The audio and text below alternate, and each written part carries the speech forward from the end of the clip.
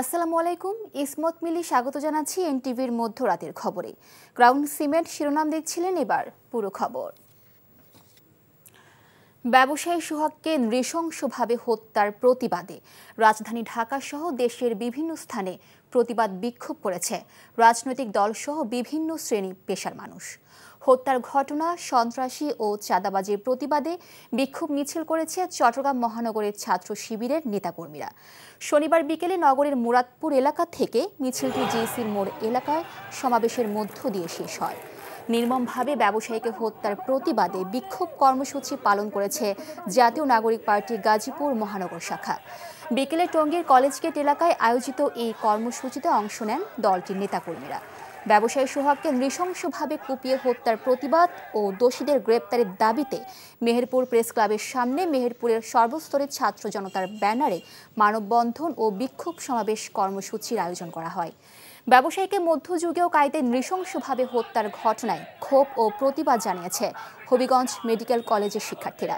শনিবার বিকেলে কলেজ চত্বরে আয়োজিত মানববন্ধনে শতাধিক শিক্ষার্থী অংশগ্রহণ করেন। সারা দেশে হত্যা, চাঁদাবাজি, ধর্ষণ ও বিভিন্ন অনিয়মের প্রতিবাদে শরীয়তপুরের জারিয়ায় পদ্মা সেতু টোল প্লাজার সামনের সড়ক অবরোধ করে বিক্ষোভ করেছে বৈষম্য বিরোধী ছাত্র আন্দোলন সহ বিভিন্ন শ্রেণী পেশার মানুষ। মিটফোর্ডে ব্যবসায়ীকে হত্যা সহ সারা দেশে খুন, ধর্ষণ ও চাঁদাবাজির প্রতিবাদে বিক্ষোভ সমাবেশ করেছে ঢাকা মহানগর দক্ষিণ জামায়াত ইসলামী। শনিবার দুপুরে জোহরের নামাজের পর বায়তুল মোকাররম জাতীয় মসজিদের উত্তর গেট থেকে এই বিক্ষোভ মিছিল বের করেন দলটির নেতাকর্মীরা। সমাবেশ থেকে সন্ত্রাস, চাঁদাবাজি রুখে দাঁড়াতে জনগণের প্রতি আহ্বান জানানো হয়। চাঁদাবাজ ও খুনিদের বিরুদ্ধে কার্যকর ব্যবস্থা গ্রহণ করতে সরকারের কাছে দাবি জানায় জামায়াত ইসলামী। দ্রুত চাঁদাবাজদের গ্রেফতারের দাবি তাদের। এছাড়া আইনশৃঙ্খলা পরিস্থিতি স্বাভাবিক করতে না পারার দায় নিয়ে স্বরাষ্ট্র উপদেষ্টার পদত্যাগও দাবি করা হয়।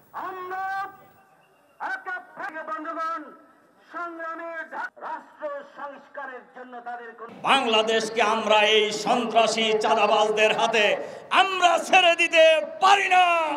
বাংলাদেশের জনগণ আর সন্ত্রাসী চাঁদাবাজীদের কাছে জিম্মি হবে না ইনশাআল্লাহ। আমরা সরকারের কাছে আহ্বান জানাতে চাই, চাঁদাবাজ, সন্ত্রাসী, খুনি তারা কত বড় না ছোট, লম্বা না মোটা, এইটা দেখার সময় আপনাদের থাকা উচিত নয়। আসন ভাগাভাগির লোভ দেখিয়ে এনসিপিকে কেনা যাবে না বলে মন্তব্য করেছেন জাতীয় নাগরিক পার্টি এনসিপির আহ্বায়ক নাহিদ ইসলাম। আর যে আকাঙ্ক্ষা নিয়ে জুলাই বিপ্লব হয়েছিল সেটি পূরণ হয়নি মন্তব্য করে দলটির উত্তরাঞ্চলের মুখ্য সংগঠক সার্জিস আলম বলেছেন, দেশে চাঁদাবাজি, খুন, নৈরাজ্য আগের মতোই চলছে, তাই রাজপথ ছাড়া যাবে না। সাতক্ষীরায় জুলাই পদযাত্রার এক পথসভায় তারা এসব কথা বলেন। মোংলা থেকে আবু হোসেন সুমন ও সাতক্ষীরার এসএম জিন্নার পাঠানো তথ্য ছবিতে জীবন আহমেদের রিপোর্ট। শনিবার বিকেলে সাতক্ষীরা থেকে বাগেরহাট পৌঁছায় এনসিপির নেতাকর্মীরা। হাজারো নেতাকর্মী সেখানে তাদের অভ্যর্থনা জানায়। পরে রামপাল উপজেলার ফয়লা বাজারে অনুষ্ঠিত পথসভায় সার্জিস আলম বলেন, দেশে চাঁদাবাজি, খুন, নৈরাজ্য আগের মতোই চলছে, তাই রাজপথ ছাড়া যাবে না।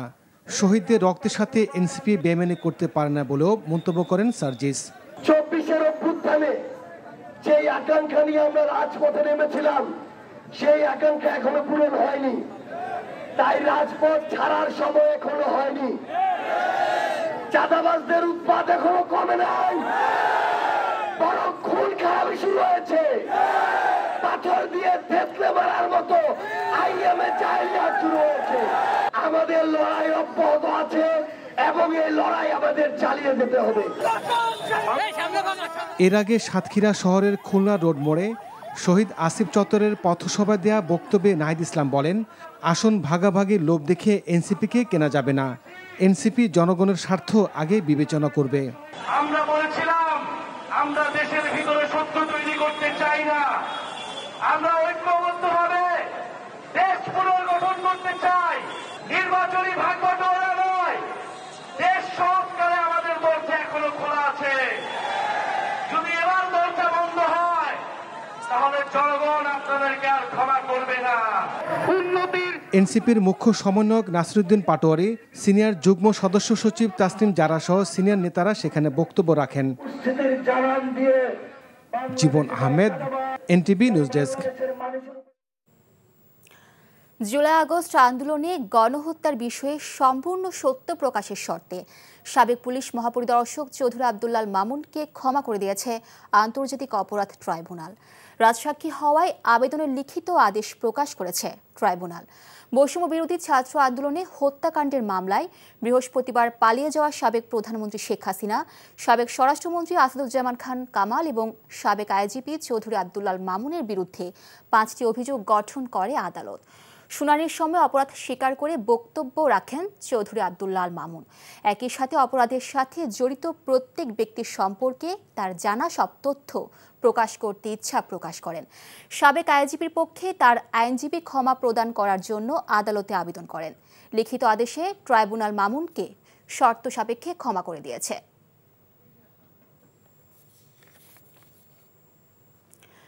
বিশ্ব স্বাস্থ্য সংস্থা WHO-র দক্ষিণ পূর্ব এশিয়া অঞ্চলের বিতর্কিত পরিচালক হাসিনা কন্যা সাইমা ওয়াজেদ পুতুলকে অনির্দিষ্টকালের জন্য বাধ্যতামূলক ছুটিতে পাঠানো হয়েছে। শুক্রবার থেকে এই ছুটি কার্যকর হয়েছে বলে জানিয়েছেন সংস্থাটির মহাপরিচালক। এদিকে WHO-র এই সিদ্ধান্তকে স্বাগত জানিয়েছেন অন্তর্বর্তীকালীন সরকারের প্রধান উপদেষ্টার প্রেস সচিব শফিকুল আলম। অপরাধ বিবেচনা করে জাতিসংঘ পুতুলকে স্থায়ী অপসারণ করবে বলেও আশা তার। আফরা আঞ্জুমের desk report. Renew a collective commitment to achieving gender equality. অনির্দিষ্টকালের জন্য শেখ হাসিনার কন্যা সাইমা ওয়াজেদকে অবিলম্বে ছুটিতে পাঠানো হয়েছে। WHO মহাপরিচালক ডক্টর টেড্রোস আধানাম গ্যাব্রিয়েসুস জানান, সাইমার অনুপস্থিতিতে দায়িত্ব পালন করবেন সংস্থার সহকারী মহাপরিচালক ডক্টর ক্যাথরিনা বোহমে। তিনি আগামী 15 জুলাই নয়াদিল্লির SCRO অফিসে যোগ দেবেন। 2024 সালের জানুয়ারিতে সাইমা WHO-র আঞ্চলিক পরিচালক হিসেবে দায়িত্ব গ্রহণ করেন, কিন্তু তার প্রার্থিতার বিরুদ্ধে শুরু থেকেই নানা অভিযোগ আনা হয়েছিল। অভিযোগ রয়েছে তার মা তৎকালীন প্রধানমন্ত্রী শেখ হাসিনা নিজের প্রভাব খাটিয়ে মেয়ের জয় নিশ্চিত করতে সহায়তা করেছিলেন। সম্প্রতি দুর্নীতি দমন কমিশন দুদক সাইমার বিরুদ্ধে প্রতারণা, জালিয়াতি এবং ক্ষমতার অপব্যবহারের অভিযোগে 2টি মামলা করেছে। দুদক জানায়, মনোনয়ন প্রক্রিয়ার সময় পুতুল তার শিক্ষাগত যোগ্যতা সম্পর্কে মিথ্যা তথ্য দিয়েছিলেন বলে অভিযোগ রয়েছে।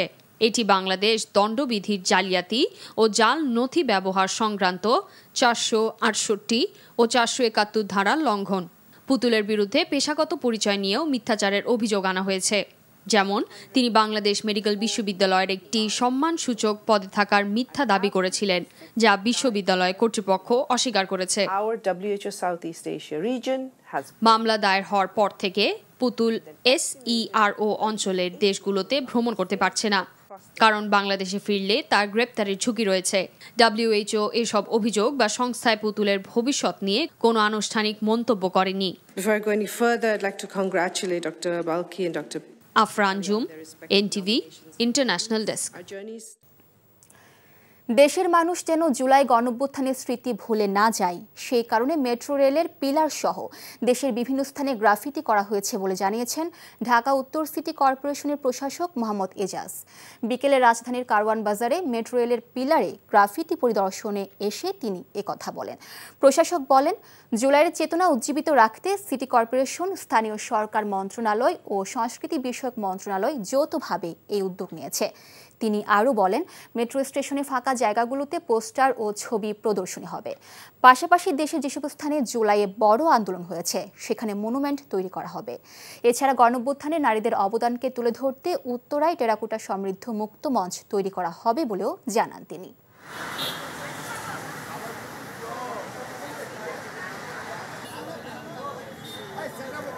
বাংলাদেশের মানুষ, ছাত্র, শিশু থেকে শুরু করে বৃদ্ধ সিটিজেন যারা আছে, তারা যেন এই ফেস্টিভ্যালকে ভুলে না যায়।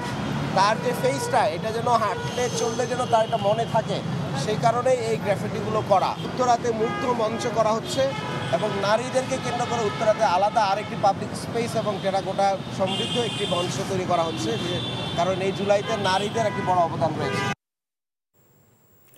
ঝিনাইদহে জেলা বিএনপির অফিসে হামলার প্রতিবাদে বিক্ষোভ মিছিল করেছে নারায়ণগঞ্জ জেলা বিএনপি ও এর সহযোগী সংগঠনের নেতাকর্মীরা।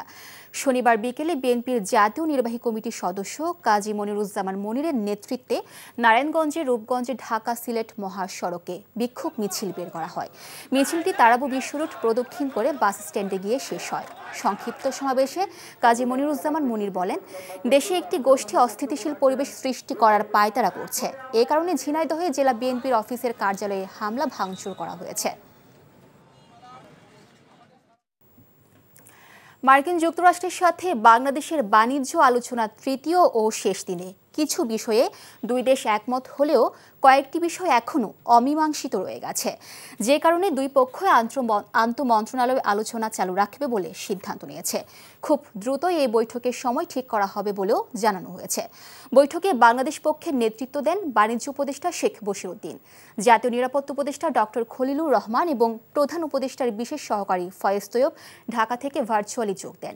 নির্ধারিত সময়ের মধ্যে একটি ইতিবাচক সিদ্ধান্তে পৌঁছানো যাবে বলে আশা প্রকাশ করেন উপদেষ্টা।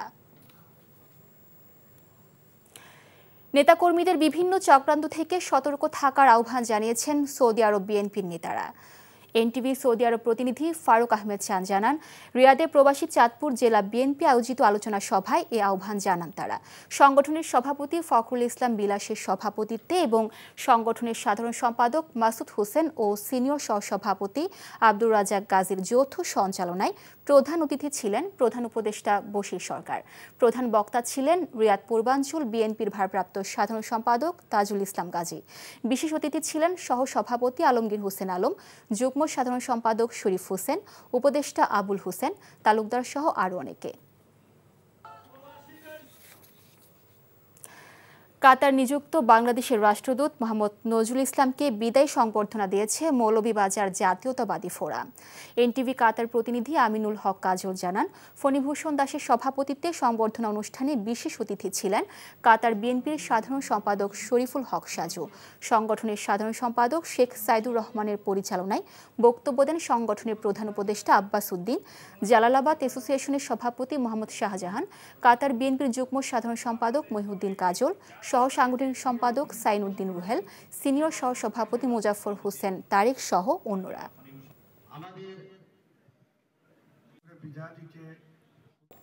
সেপ্টেম্বরে ফিফা উইন্ডোতে এশিয়ার বাইরে শক্তিশালী দলের বিপক্ষে ম্যাচ খেলার প্রস্তাব পেয়েছে বাংলাদেশ। তাই নেপালের বিপক্ষে পূর্ব নির্ধারিত ফিফা প্রীতি ম্যাচ খেলা পুনর্বিবেচনা করবে বাফুফে। ন্যাশনাল টিমস কমিটির সভার পর এই সিদ্ধান্ত জানানো হয়। এখনই জাতীয় দলের কোচ হ্যাভিয়ার ক্যাপ্রেরাকে সরানোর পরিকল্পনা নেই বাফুফের। জাতীয় দল ও অনূর্ধ্ব 23 দলের জন্য আলাদা টিম ম্যানেজমেন্ট তৈরি করার পরিকল্পনা রয়েছে। অনূর্ধ্ব 23 দলের দায়িত্ব দেশীয় কোনো কোচকে দিতে চায়।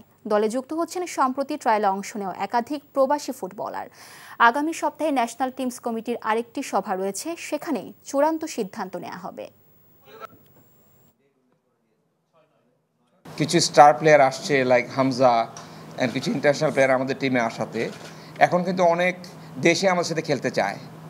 তো আমরা নামগুলো বলছি না, আমাদের কাছে অনেকগুলো দেশেরও অফার আসছে যে তারা আমাদের সাথে খেলতে চায়। সো এটা একটা খুব ভালো দিক। নেক্সট 3 ইয়ার্সের আমরা একটা প্ল্যান করছি যে নেক্সট 3 ইয়ার্সে আমাদের টার্গেটেড ফিফা র্যাঙ্কিং কী হতে পারে, ওই অনুপাতেই আমরা সব বাজেট করব এবং ম্যাচগুলো খেলবো।